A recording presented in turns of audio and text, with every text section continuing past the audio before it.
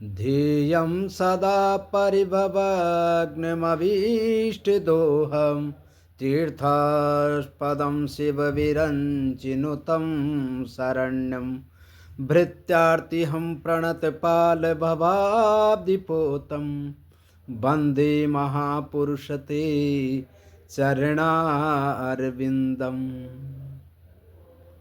आजकल हम जो है दान के बारे में चर्चा कर रहे हैं, और दान की चर्चा जितनी हो सके उतना कम है, क्योंकि दान अनेकों प्रकार के होते हैं और दान सामर्थ्य के अनुसार करना चाहिए।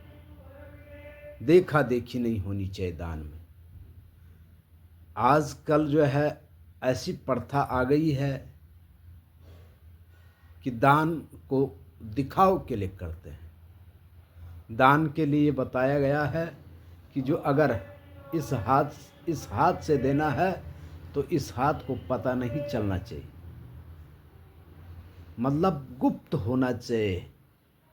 दान गुप्त दान महादान में आता है, और कई दान ऐसे हैं जो महान दान में आते, महादान में कन्यादान, भूमिदान, गौदान, स्वर्णदान, विद्यादान, रक्तदान, अनेकों प्रकार के दान हैं। और आजकल क्या हो गया है कि कन्यादान के लिए जो दहेज दिया जाता है वो दिखाव में करते हैं, और इतना करते हैं कि उस देखा देखी में जो है कई जो निर्धन लोग रहते हैं, गरीब लोग रहते हैं, वो परेशान हो जाते हैं, क्योंकि प्रथा ही ऐसी चली है कि उसने ऐसा दिया तो हमको भी ऐसा ही देना पड़ेगा, आपको भी ऐसा ही देना पड़ेगा। ये प्रथा गलत है।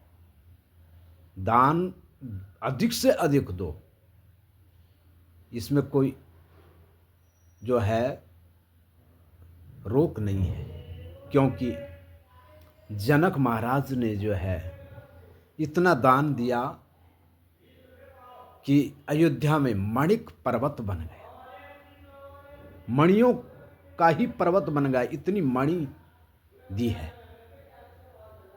लेकिन ये नहीं था उस समय कि राजा जनक के पास था, और राजा जनक ने दिखाव के लिए नहीं, अपने सामर्थ्य के अनुसार दान दिया।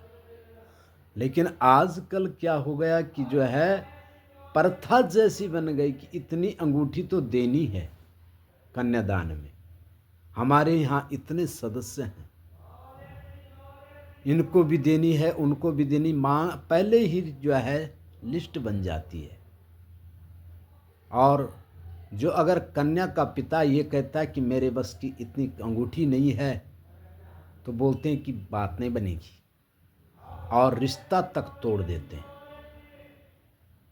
जो पिता सबसे बड़ा धन कन्याधन दान कर रहा है और उसके पास अन्य धन नहीं है, स्वर्ण दान देने के लिए उसकी सामर्थ्य नहीं है, और पैसे के लिए उसकी सामर्थ्य नहीं है कि वो अन्य जो है सामान पूर्ण रूप से दे सके, तो उस स्थिति में जो है रिश्ता तोड़ देते हैं। क्या यही धर्म है? यही दान का महत्व है? नहीं। दान उतना देना चाहिए जितना सामर्थ्य हो, और उतना लेना चाहिए जितना देने वाला जो है खुद से दे सके।